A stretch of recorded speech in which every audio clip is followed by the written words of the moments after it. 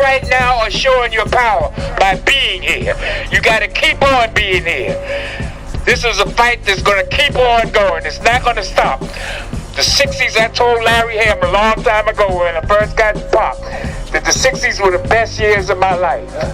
And that was because we were getting things done. But through the years, you could see the government just taking everything we got, all our accomplishments just get taken away from us. It's worse now than it was in the 60s. We just got to keep this struggle going. We can't stop. We got to keep pushing.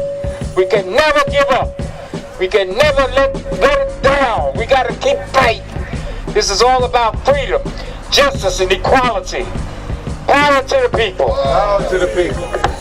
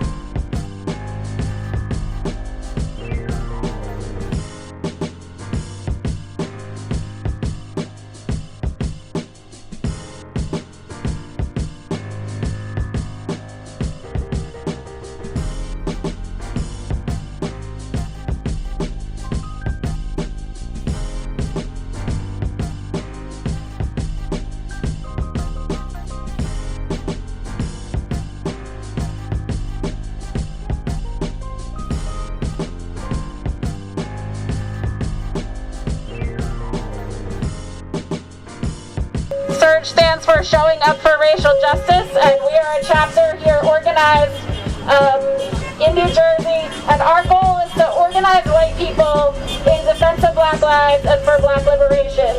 And so I want to take 1 second here to just speak directly to my white friends who are here with us today. We have work to do. We have work to do in our own communities, at our dinner tables. We have work to do in our faith communities. We have work to do in our workplaces, in all of our institutions, in all of our relationships. We need to be working hard to get at our cousins. That's who was there last week at the Capitol, rebelling against our government. Insurrectionists were there, and those are our white cousins that we need to call back in and talk to and keep talking to them. Let's get to it. Let's keep doing that work. I just want to thank the People's Organization for Progress. Thank Brother Larry Ham. I want to give thanks to all the organizations that came out today, that organized and mobilized. And as we close, just remember our responsibility moving forward. I won't ask how many times Brother Larry has marched this march, has walked this walk. Many of you probably have done it many times. But this is exercise. We are stretching. We are getting ourselves prepared. We are getting ourselves warmed up so we can actually move forward and achieve some victories. Our people need some victories. It is not sufficient for us to continue to just talk about the areas where we're failing. We know that we are not adequately respecting and remembering our black women. Our black women are the least protected of any people that are within our communities today. And we have to not just say that and recognize that, we have to do something about it.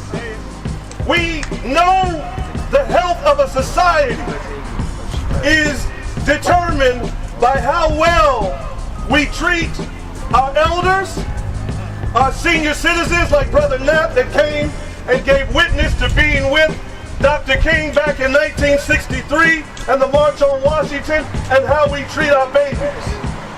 And I say to you today as we close, that if we do not have some victories, if we allow our freedom fighters, if we allow our senior citizens to remain in prison when they stood up and fought for us. Sundiata Acoli, I know you've heard his name, but I have to say it again. He was born in 1937. They put him in prison in 1973. He turned 84 years old on Thursday, and this year he will have been in prison for a total of 48 years. We have to bring him home. It is unacceptable for our senior citizens to continue to rot and die in our prisons, particularly those who have stood up for us, who have fought for us, who have lived for us, who have dedicated their whole entire lives for us. I need you, after you leave from here, to go to the hashtag Bring Sundiata Home. Hashtag Bring Sundiata Home. His birthday was Thursday, but his Freedom Day needs to be this year. And if we don't free our senior citizens, if we don't take care of our seniors, why in the hell would any of our babies growing up want to stand up and fight the way they did? You can talk about Martin Luther King today because he's dead. A dead general cannot lead a living army. Oh, he's safely dead now. We can build monuments to him. We can give speeches about him. We can talk about how much we loved him. But did you love him when he was alive? Did you fight for him and with him when he was alive? Sundiata Acoli is alive right now. Will we fight for him? Will we fight for him and like so many others who have given their lives for us? Let's stand up for our women. Let's stand up for our senior citizens. Let's stand up for all of those who are incarcerated because of political activity and political consequences. 47 years, 48 years is too long. Can y'all just say amen? Do you agree with that? Amen. It's too long. Dr. King said in one of his famous speeches, he asked the question, he said, how long? How long? Not long, because truth crushed to the earth will rise again. How long? Not long, because no lie can live forever. How long? Not long, because the arc of the universe, the moral arc is long and it bends towards justice. When we say, how much longer will Sundiata Acoli be in prison?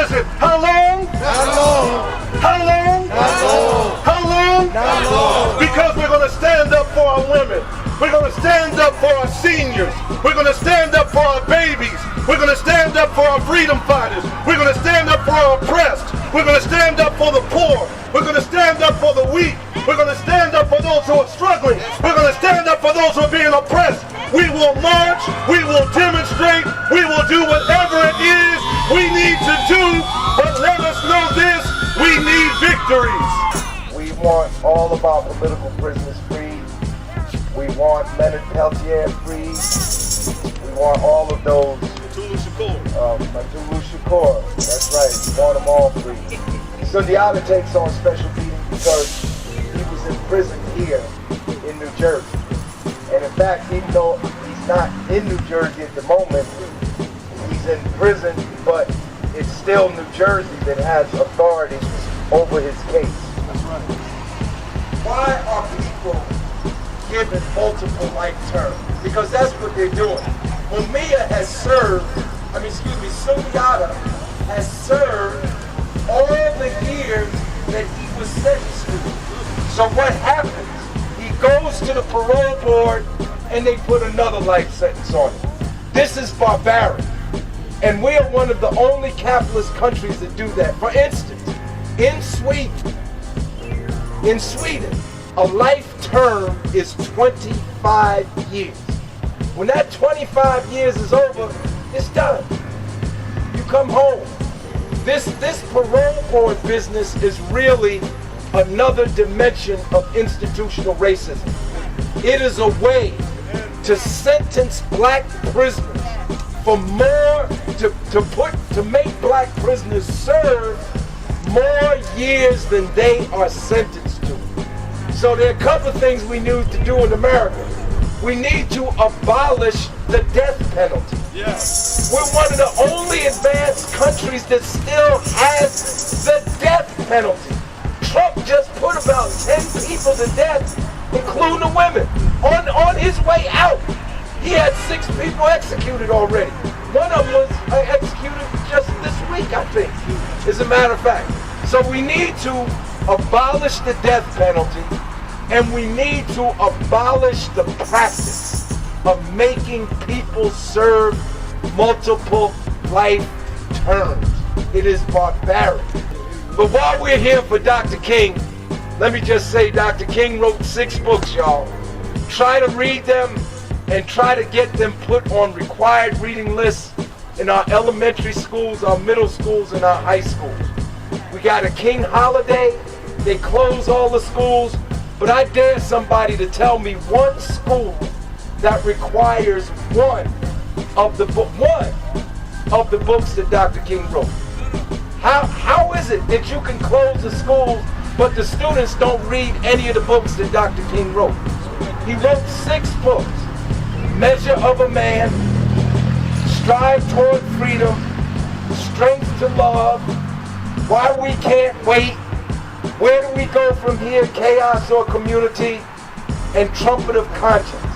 Those are 6 of the 6 books that King wrote. I recommend another book which is like the best of Dr. King, A Testament of Hope, edited by Dr. James Washington. A Testament of Hope. And in fact, I think you can go online. One of the essays in the book has the same title as the book, A Testament of Hope. Go online and read that essay. Because if you really want to know what Dr. King was about, you got to read what he wrote in 1967 and in 1968. And you know what one of the added advantages we have? We got YouTube. I mean, 20 years ago, we didn't have YouTube. You can go on YouTube now and for free watch and listen to most of Dr. King's speeches. I mean, if you're not a reader or you working 2 jobs or 1 job, you're too tired to get home, you can't read, don't like to read, just go on YouTube. This morning, I listened to the speech, and I recommend it to you, called The Last Sunday Sermon that Dr. King gave. That's what it's called. Dr. King's Last Sunday Sermon. And I really would urge people to read and study what Dr. King wrote, not what people said about Dr. King. Because what people say and what he was actually about are two different things. And that's why they killed him. They killed him because he had the potential to build a movement that could actually change this country. That's why they had to kill him. They killed him, I think, for two reasons. One, because of his opposition to the war in Vietnam. That was like it for the ruling class in this country. They were like, what? You know, because before he gave that speech at Riverside Church on April the 4th, 1967, he was one of the most popular people in America. After that speech, he was public enemy number one. He was denounced. You can go online and read the editorials from the New York Times, the Washington Post, who said, quote, that Dr. King was an agent of the Viet Cong. And that's what they said. That's a quote. He is an agent of the Viet Cong when he denounced the war in Vietnam. And then the second thing is the Poor People's Campaign. Because Dr. King, if you read the book, Where Do We Go From Here, Chaos or Community, read the chapter called The World House. And in that chapter, Dr. King said, we must have a radical transformation. This is a quote, this is not me. There must be a radical transformation of our socio-economic system. Yeah. That's a quote. There's another quote.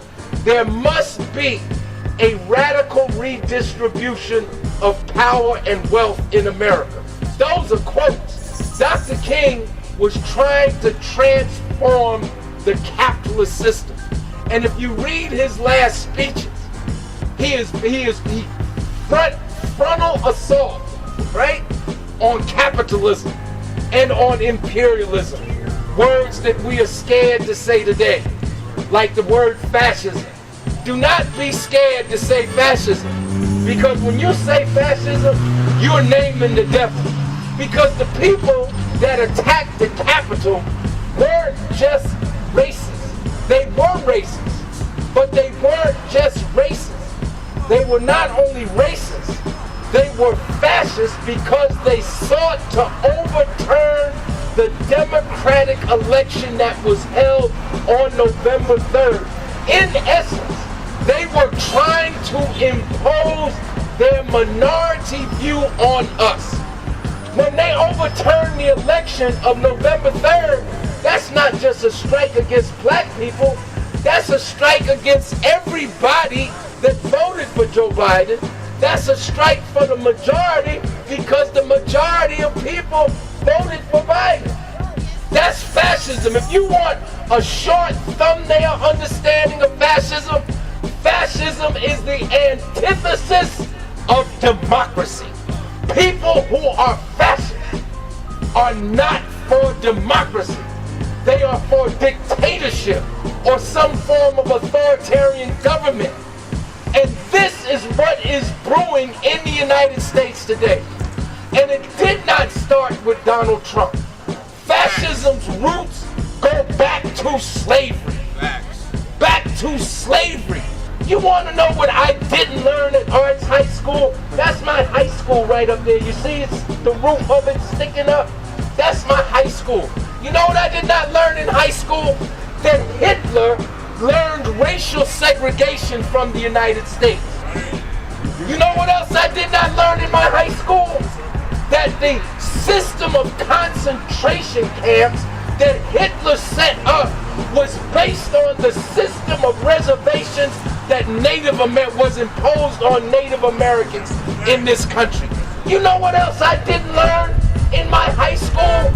That the whole question of euthanasia and mass extermination, Hitler got that euthanasia, the extermination of people, that school of thought was born here in the United States. And that should be no surprise, because this country was born on the extermination of the indigenous people that was here. This country was built on the stolen labor of African people brought here against their will. That's one of the roots of fascism. If you want to think fascism, think anti-democracy. These people have built a movement based on a lie.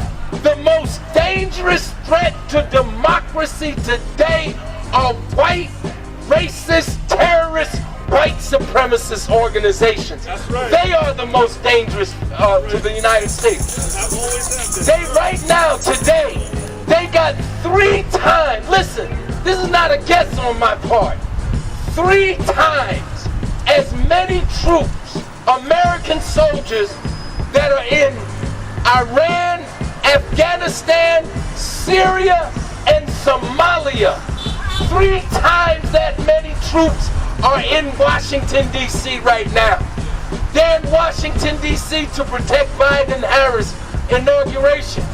They're not there to defend against Black Lives Matter. They're not there to defend against Antifa. They're there to defend against the white supremacists that took over the Capitol, went into the building with the intent of killing Speaker Pelosi, with the intent of killing Vice President Pence. They erected a gallows on the White House lawn. They were gonna hang Pence. This is who we're dealing with. And we need to study. Study is important. It's as important as marching. You can't have study without marching, and you can't have marching without study. You can't have theory without practice. You have to have a synthesis of theory and praxis, and that's called praxis. Praxis. And you have to analyze reality, devoid of your personal feelings and beliefs. It's like the Trump people, you try to talk to them, you can't talk to them because they can't see reality. We have that problem on our side too with some things. We see what we want to see and not see what really is. And this is why I had a lot of problems, a lot of struggle with people about why we had to oppose Trump. Because yes, Trump is the president of a capitalist. He is the chief executive officer of U.S. imperialism. There's no doubt about it.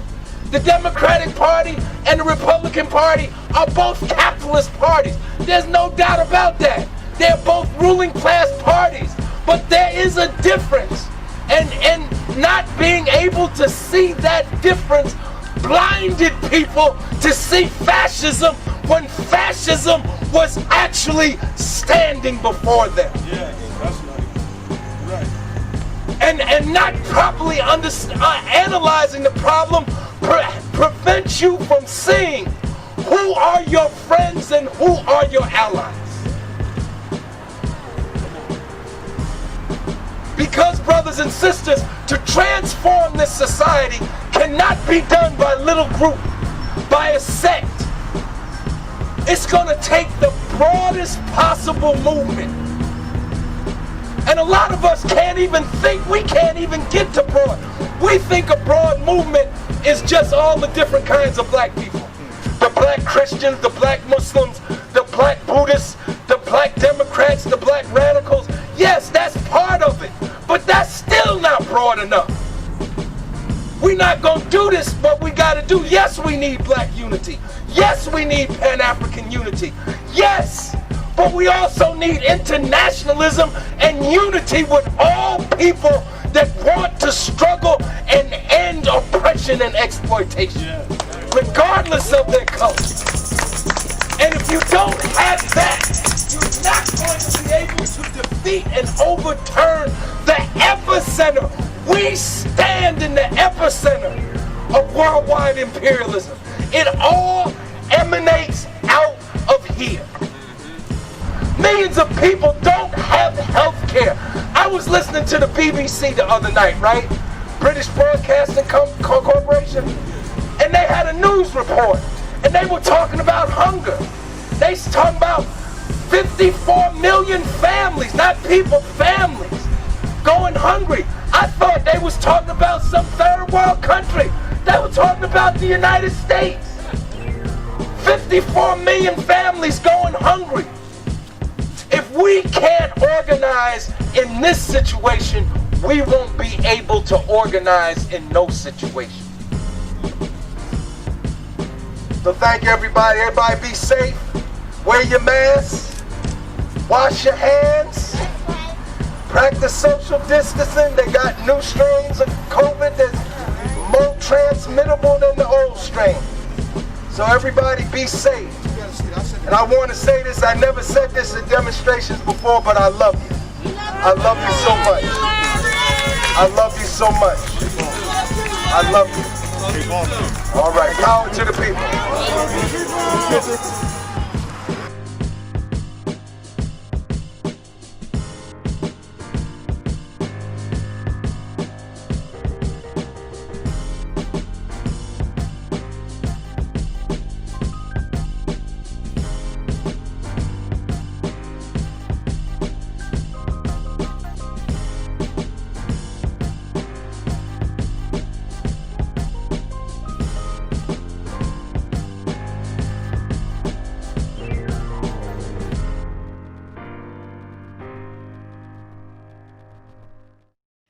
We shall overcome.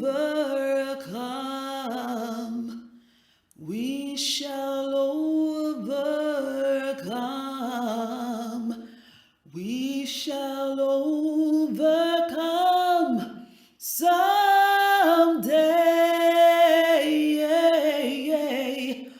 Oh, deep in my heart, I do believe that we shall overcome someday.